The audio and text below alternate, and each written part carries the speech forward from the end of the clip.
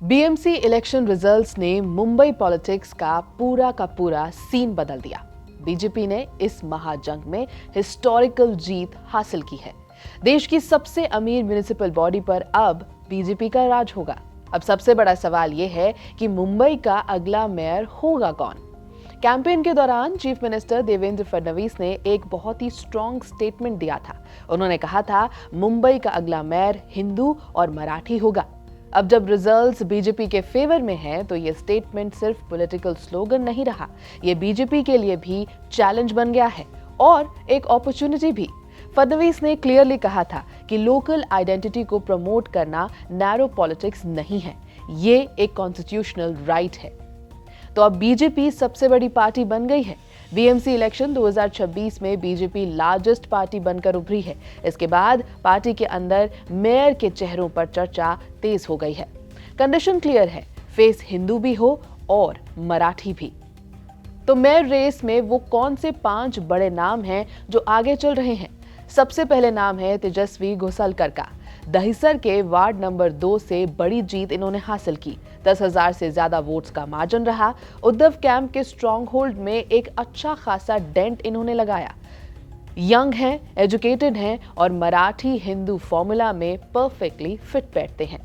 दूसरा चेहरा है प्रकाश दारेकर का। वार्ड नंबर 3 से स्ट्रॉन्ग विक्ट्री उन्होंने हासिल की। प्रवीण दारेकर के भाई हैं। नॉर्थ वेस्ट मुंबई के मराठी वोट बैंक पर इनका अच्छा खासा होल्ड है। एडमिनिस्ट्रेटिव एक्सपीरियंस भी है। मेयर के स्ट्रॉन्ग कंटेंडर्स में से एक हैं। तीसरा नाम है प्रभाकर शिंदे। बीएमसी में भारतीय जनता पार्टी के फॉर्मर ग्रुप लीडर हैं। मोस्ट एक्सपीरियंस्ड कॉर्पोरेटर्स में से एक हैं। कॉर्पोरेशन के रूल्स और फंक्शनिंग की डीप अंडरस्टैंडिंग इन्हीं को है।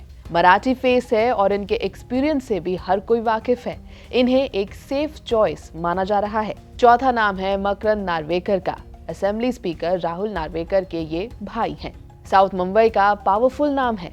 कुलाबा एरिया में इनकी अच्छी खासी पकड़ है। मराठी बैकग्राउंड है और इमेज मॉडर्न और डेवलपमेंट ओरिएंटेड लीडर की है।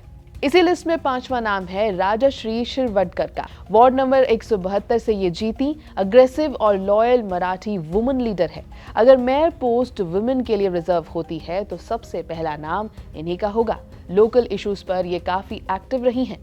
तो बीएमसी का रिजल्ट और मेयर का गणित अब समझ लेते हैं। सबसे पहले बीजेपी की ऐतिहासिक जीत दर्ज हुई है। बीजेपी ने डेकेड्स पुराना शिवसेना का डोमिनेंस तोड़ दिया है।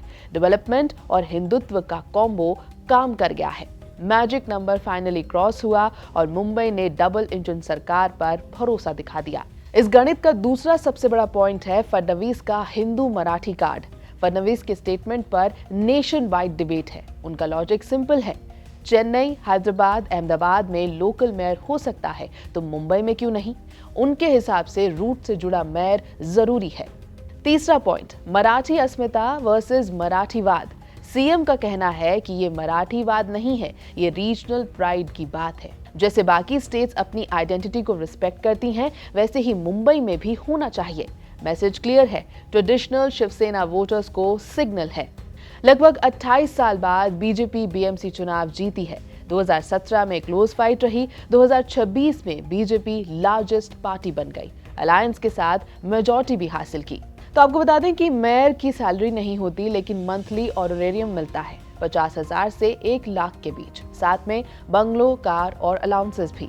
तो क्या मेयर सिर्फ डेकोरेटिव होता है? तो जवाब है नहीं। मेयर मुंबई का फर्स्ट सिटीजन होता है। एग्जीक्यूटिव पावर कमिश्नर के पास होती है, लेकिन मेयर हाउस कंट्रोल करता है। पॉलिसी डायरेक्शन में इनका बड़ा रोल होता है।